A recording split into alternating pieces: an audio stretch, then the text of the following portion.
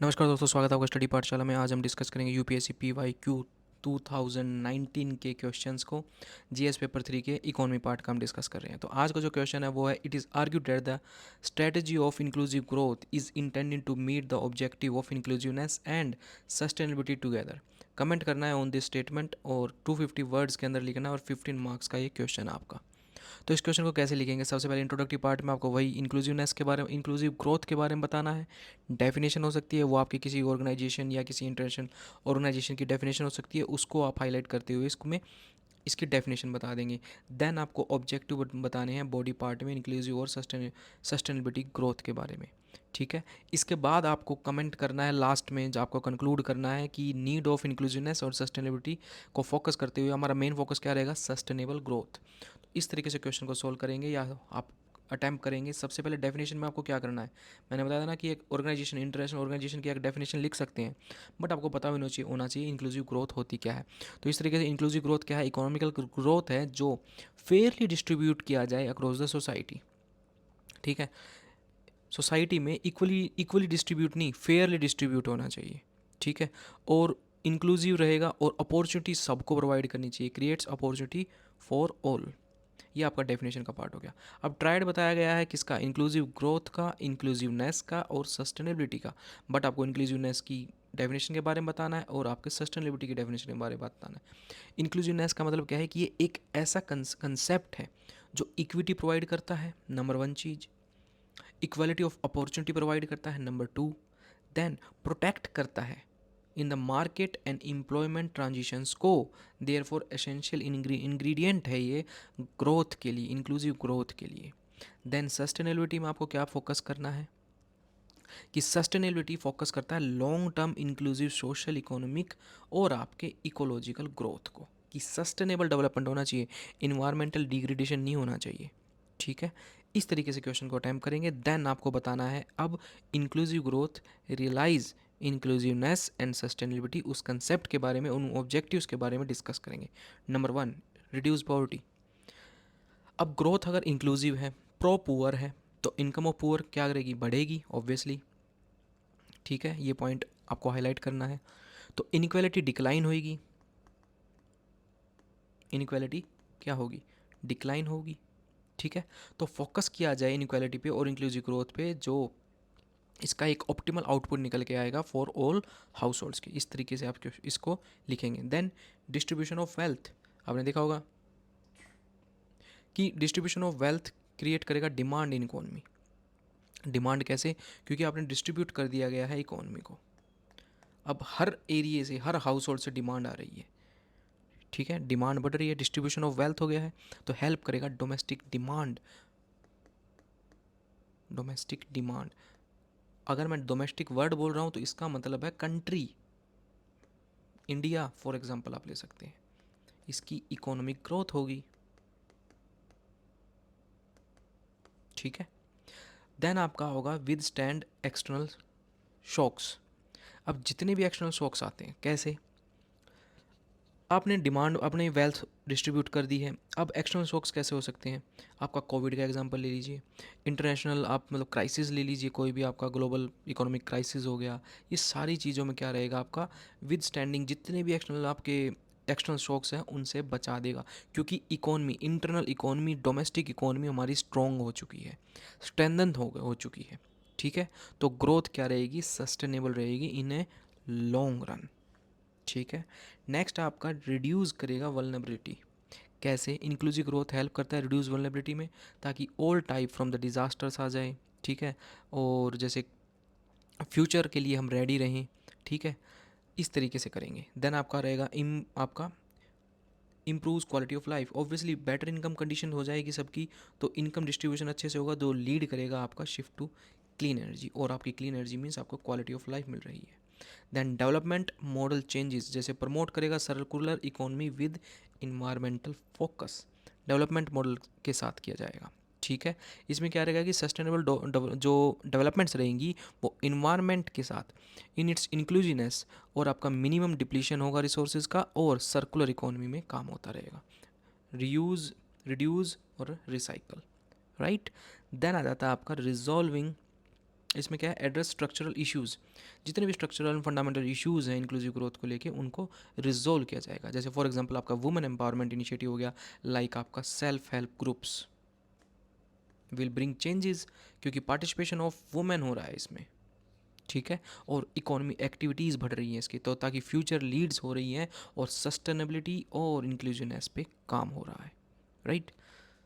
तो ऐसे इंटरवेंशंस किए जाएं, इंटर रिलेशंस हो जाएं इनके ट्राइड के, जैसे इंक्लूसिव ग्रोथ हो गया, इंक्लूसिवनेस हो गया, ये इन सब के अगर हम तीनों के ट्राइड के अकॉर्डिंग काम किया जाए। फॉर एग्जांपल आपका जन धन योजना हो गया, फोकस करता है फाइनेंशियल इंक्लूजन पर फॉर ऑल, राइट। तो इंक्लूसिव ग्रोथ आपको फिर ऐसे हाईलाइट किया, गवर्नमेंट का फोकस हो गया, एम्फेसाइज करेगी economic growth strategy in various program, जैसे आपका जन धन प्रोग्राम हो गया। कंक्लूजन में आपको इंपॉर्टेंस बतानी है कि आपकी इंक्लूसिव ग्रोथ के बारे में फॉर द सस्टेनेबल डेवलपमेंट, और इंडिया को इंक्लूसिव स्ट्रेटजीज़ की बहुत ज़रूरत है to address social economic challenges, जितने भी आपके चैलेंजेस हैं उन पर फोकस किया जाए और रियलाइज सस्टेनेबल ग्रोथ की जाए, और इन पॉइंट्स को हाईलाइट कर देना है अच्छे से, राइट। इस तरीके से हम इस क्वेश्चन को कंप्लीटली या अच्छे से लिखेंगे ताकि आपको मैक्सिमम मार्क्स मिल सकें। 250 वर्ड्स के अंदर ही आपको सारा क्वेश्चन लिखना है, राइट। तो नेक्स्ट क्वेश्चन की तरफ चलते हैं आज के हमारे। Next question, the public expenditure management is a challenge to the government of India in the context of the budget making during the post liberalisation period, clarify it. 250 words, one आपका 15 marks का question है। इसमें भी उस तरीके से लिखेंगे। Introduction में क्या लिखना पड़ेगा, पब्लिक एक्सपेंडिचर के बारे में लिखना पड़ेगा, पब्लिक एक्सपेंडिचर मैनेजमेंट PEM के बारे में लिखना पड़ेगा। देन आपको बॉडी पार्ट में एक्सप्लेन करना पड़ेगा कि कैसे चैलेंजेस फेस कर रही हैं। आपका जब पोस्ट लिबराइजेशन पीरियड कब हुआ था, आपका LPG रिफॉर्म्स कब आए थे बताइए आप, इकोनॉमिक क्राइसिस कब हुआ था, 1991 के बाद। तो इस तरीके से कंक्लूड करना है, सिग्निफिकेंसेस बताने हैं आपके पब्लिक एक्सपेंडिचर मैनेजमेंट के बारे में। अब पब्लिक एक्सपेंडिचर का मतलब ये नहीं है कि लोगों का खर्चा, पब्लिक एक्सपेंडिचर का मतलब है कि गवर्नमेंट खर्चा कर रही है, स्ट्रेटेजिकली अलोकेट कर रही है रिसोर्सेज को, ऑपरेशनल एफिशिएंसी लेके आ रही है, मैक्रो इकोनॉमिक स्टेबिलिटी लेके आ रही है, ठीक है। इस तरीके से हम इसको स्टार्ट करेंगे क्वेश्चन को। डेफिनेशन में क्या लिखेंगे, डेफिनेशन में कि एक ऐसा इंस्ट्रूमेंट है स्टेट पॉलिसीज़ का फॉर गुड गवर्नेंस, जो फोकस करेगा आपका physical discipline, resource allocation and efficiency. मतलब क्या है, पब्लिक एक्सपेंडिचर, फॉर एग्जांपल मैं आपको कहूँ बजट का, कि कितना पैसा कहाँ यूटिलाइज़ किया जा रहा है, किस मिनिस्ट्री के थ्रू कितना पैसा कहाँ तक पहुँचाया जा रहा है फॉर इंक्लूसिव ग्रोथ। अभी अभी हमने क्वेश्चन अटैम्प्ट किया, ठीक है। बट 1991 में LPG रिफॉर्म के बाद मैनेजमेंट करना पब्लिक एक्सपेंडिचर का काफ़ी चैलेंजेस फेस करने पड़े आफ्टर यूर LPG रिफॉर्म्स। अब ये देखना है कि कौन कौन से थे वो इंपॉर्टेंट हो जाते हैं। तो क्या सारे पॉइंट्स याद रखने ज़रूरी हैं? अगर 250 वर्ड्स का क्वेश्चन है तो ऑब्वियसली आपको लगभग 10 पॉइंट्स तो लगभग पता ही होना चाहिए मिनिमम, ठीक है। नंबर 1 चीज़, global shocks, slow down economy कब हुई थी? 2008 आपका इकोनॉमिक क्राइसिस हो गया। और आपके जैसे फेडरल रेट्स हैं वो रिवर्सल, आपका क्या रिवर्सल पड़ गया हमारे पे, क्वांटिटेटिव ईजिंग जो थी हमारे पे रिवर्सल पड़ गई। अब आप पूछेंगे सर क्वांटिटेटिव रिवर्सिंग क्या है? क्वांटिटेटिव, ये आपके इकोनॉमी के पार्ट में पढ़ाया भी जाएगा। क्वांटिटेटिव ईजिंग बेसिकली QE क्या है ये? मॉनेटरी पॉलिसी में, मॉनेटरी पॉलिसी जहाँ भी आ जाए, मतलब कौन हैंडल कर रहा है इसको, RBI या उस कंट्री का सेंट्रल बैंक। RBI क्या करता है, सेंट्रल बैंक इकोनॉमी एक्टिविटीज़ को स्टिमुलेट करने के लिए मनी सप्लाई मार्केट में इंक्रीज़ कर देता है, मनी सप्लाई। अब ये मनी सप्लाई मार्केट में कैसे आएगी? गवर्नमेंट सिक्योरिटीज़ बाय कर लेगा, फिजिकल एसेट्स हैं उनको बाय कर लेगा, ताकि मार्केट में लिक्विडिटी ज़्यादा आ जाए, इनकरेज करेगा बैंकों को। अब लिक्विडिटी ज़्यादा आ गई है मार्केट में, मतलब बैंक्स के पास पैसा आ गया है। अब बैंक्स क्या करेंगे, लैंड करेंगे किसको, इन्वेस्टर्स को, मतलब लिक्विडिटी फ्लो आ गया है मार्केट के अंदर। That is called your quantitative easing, ठीक है। तो ग्लोबल शॉक्स में इसमें क्या हो गया, फेडरल रेट्स है, जैसे ट्रेड वॉर हो गया, ऑयल प्राइसिंग हो गया, ये इम्पैक्ट करती है बजट एस्टिमेट्स को, क्योंकि ग्लोबली जो जितने भी शॉक्स होते हैं वो डोमेस्टिक मार्केट में या डोमेस्टिकली इम्पैक्ट करते हैं, इनडायरेक्टली और डायरेक्टली, ठीक है। जो सब्सिडीज़ अलोकेट कर रहे हैं, टैक्स रेवेन्यू हम कलेक्ट कर रहे हैं वो इम्पैक्ट होता है उसकी वजह से, ठीक है। तो इस अब क्या है, पॉपुलिस्ट मेजर्स, अब क्या करेंगे, वोट बैंक करने के लिए क्या कर देंगे, किसानों का ऋण माफ़। इसका एग्जांपल है 2009 में गवर्नमेंट ने क्या किया था, 75,000 करोड़ का फार्म लोन माफ़ कर दिया था, ठीक है। ये एग्जांपल लिख सकते हैं आप। Narrow tax net, over Reliance हम इनडायरेक्ट टैक्सेस पे अब बढ़ रहा है जीएसटी की वजह से, और आपने देखा होगा डायरेक्ट टैक्स है वो अब बढ़ रहा है, ठीक है। बट नैरो टैक्स नेट है आपका, इसलिए सोशल स्पेंडिंग कम है गवर्नमेंट की। पब्लिक स्पेंडिंग जो करनी है गवर्नमेंट को, अब खर्चा पानी कहाँ से ले रही है गवर्नमेंट, आप लोगों से ही तो लेती है, टैक्सेस से लेती है। अब ये टैक्स ही कम है तो खर्चा कम पहुँचेगा उन पे। Then pandemic impact, revenue drop हो जाता है पेंडेमिक इम्पैक्ट्स में, all economy activities shut down हो जाती है, और रेवेन्यू जो गवर्नमेंट का होता है वो ड्रास्टिकली कम हो जाता है। और रिवाइव करने के लिए इकोनॉमिक एक्टिविटीज़ को गवर्नमेंट को काफ़ी स्टिमुलस पैकेजेस अनाउंस करने पड़ते हैं, जो गवर्नमेंट का फिस्कल डेफिसिट डबल डिजिट्स में भी चला जाता है इसकी वजह से, ठीक है। देन नेक्स्ट पॉइंट क्या है, लेस कैपिटल एक्सपेंडिचर। अब बजट कैपिटल एक्सपेंडिचर क्या कह रहा है कि लो कैपिटल एक्सपेंडिचर, क्यों, क्योंकि ज़्यादा पैसा किस पे जा रहा है, रेवेन्यू एक्सपेंडिचर पे जा रहा है। मतलब पब्लिक एक्सपेंडिचर पे जो पैसा जा रहा है पब्लिक पे लग रहा है, सब्सिडीज़ में जा रहा है, लोन माफ़ किए जा रहे हैं, आपको अच्छी अच्छी स्कीम्स के तहत आपको काफ़ी बेनिफिट्स मिल रहे हैं। तो इससे क्या हो रहा है, रेवेन्यू एक्सपेंडिचर तो बढ़ रहा है बट आपका जो कैपिटल एक्सपेंडिचर है वो घट रहा है। कैपिटल एक्सपेंडिचर मतलब रोड्स बनवाना, ज़्यादा इंफ्रास्ट्रक्चर डेवलपमेंट करना, तो ये क्या हो रहा है, घट रहा है, ठीक है। तो इसमें आप देखेंगे देन आपका आ जाता है अनचेक्ड सब्सिडीज़। सब्सिडीज़ बढ़ती जा रही है, इलेक्शन टाइम में तो और बढ़ जाती हैं। तो अनचेक्ड सब्सिडी मतलब एक सस्टेनेबल, एक आपका सब्सटेंशियल अमाउंट जो है गवर्नमेंट का वो कहाँ जाता है, सब्सिडीज़ में जाता है। और इलेक्शन के टाइम में तो और गवर्नमेंट पॉपुलिस्ट इकोनॉमी के लिए, मतलब पॉपुलिस्ट पॉलिसीज़ के लिए अपने आप को दिखाने के लिए अब इम्प्लीमेंट कर देती है, तेल के भाव कम हो जाएंगे, एलपीजी गैस सिलेंडर के भाव कम हो जाएंगे, राशन आपको सस्ता मिल जाएगा। तो गवर्नमेंट अनाउंस करती है सब्सिडीज़ एलपीजीज़ पे, केरोसिन्स पे, और आपके ग्रेन सब्सिडीज़, हाउसिंग सब्सिडीज़, सारे क्या करते हैं, बजटरी प्रेशर लेके आते हैं गवर्नमेंट के ऊपर एट दी एंड, राइट। तो ये आपका क्या हो जाएगा, अनचेक्ड सब्सिडीज़।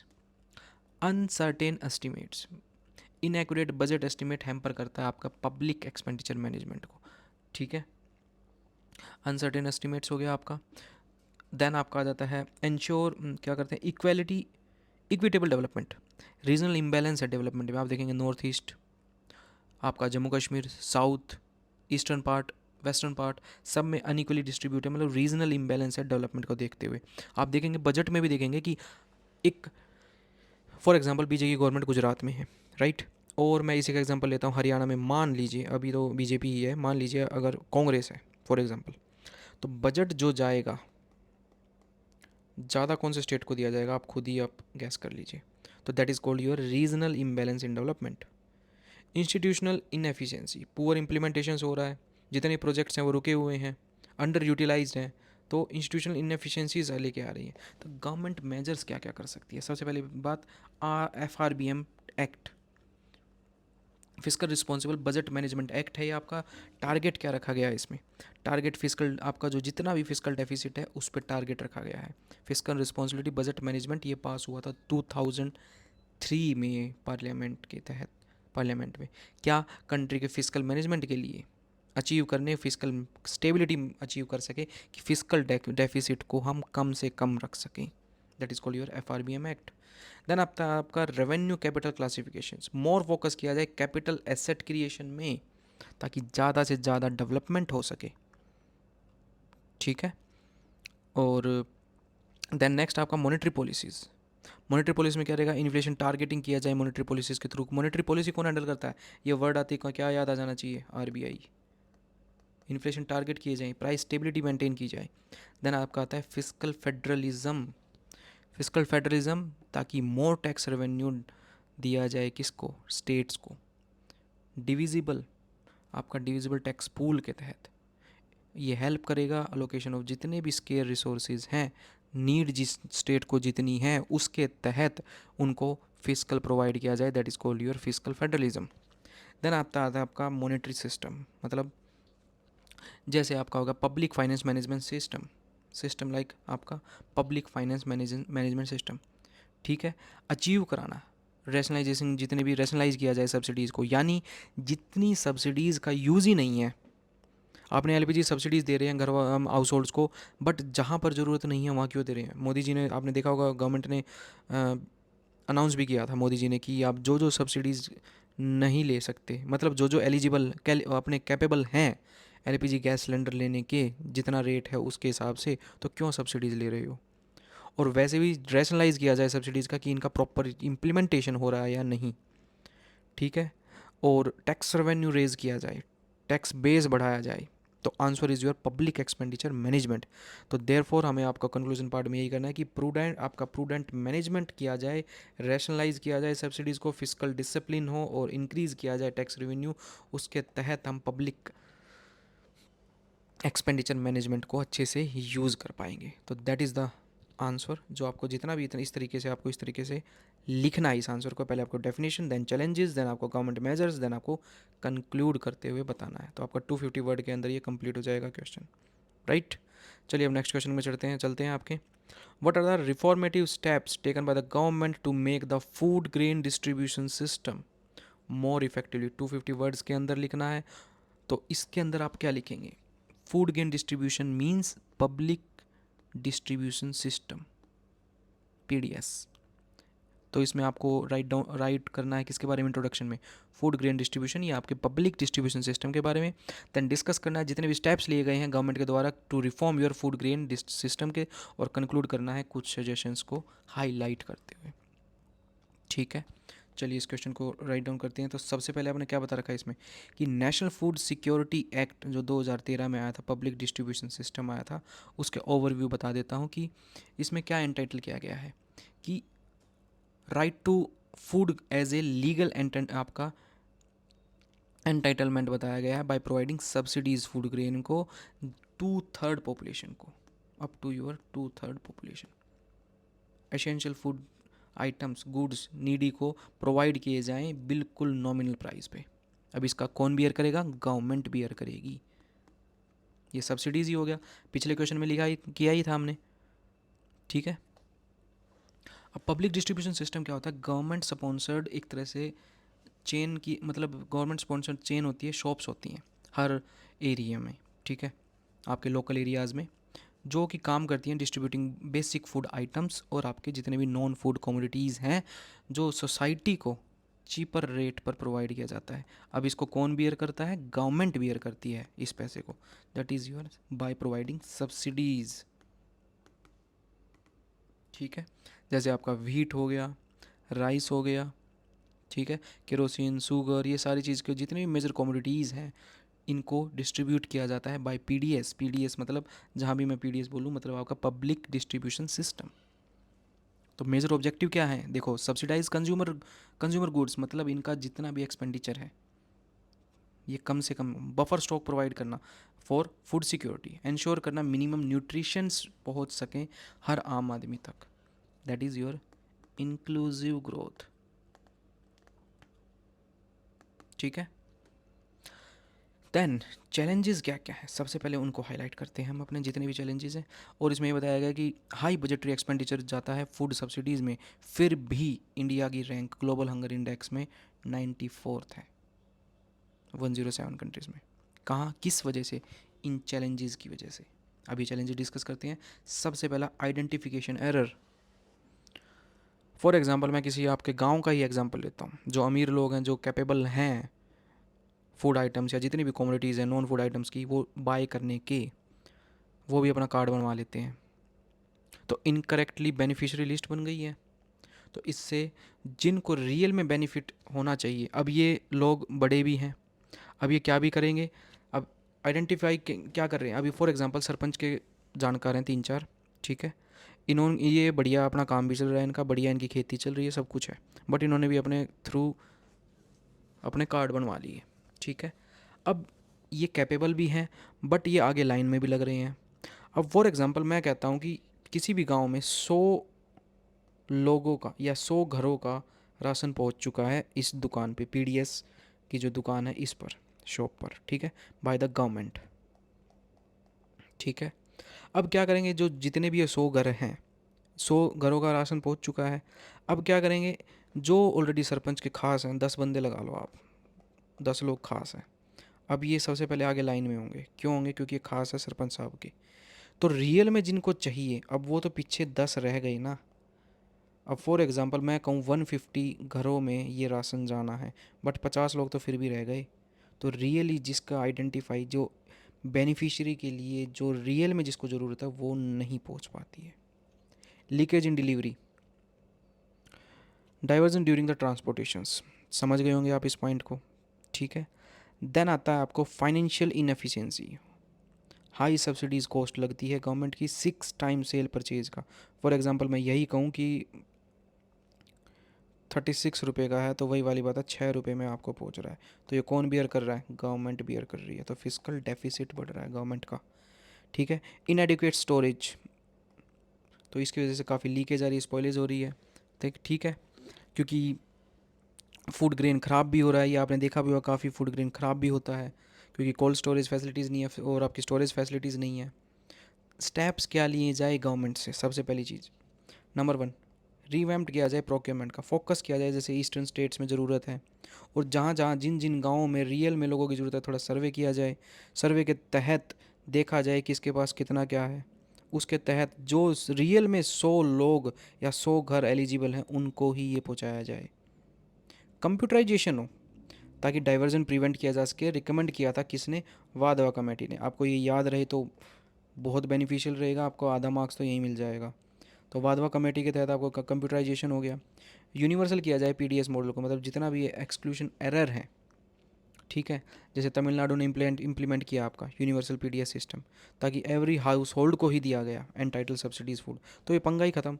फॉर एग्जांपल मैं उसी गांव की बात कर रहा हूँ, 200 गांव हैं, 200 घर हैं टोटल, और आया कितने का था, 100 का।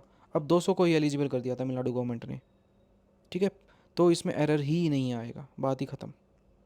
देन आपको कह देते हैं कि डिजिटल मेजर्स, आपका जीपीएस ट्रैकिंग हो, आपका डिजिटल राशन कार्ड बने, सिटीज़न मॉनिटरिंग हो, एसएमएस बेस्ड अलर्ट सिटीजन्स को पहुंच सके, कि जो सरपंच साहब के जो 10 लोग जो आगे लाइन में खड़े थे सबको ही मैसेज पहुंच सके, और जो एलिजिबल हैं उनको पहुंच सके, ताकि वो अपना जाके सब्सिडाइज अमाउंट में अपना ले सके।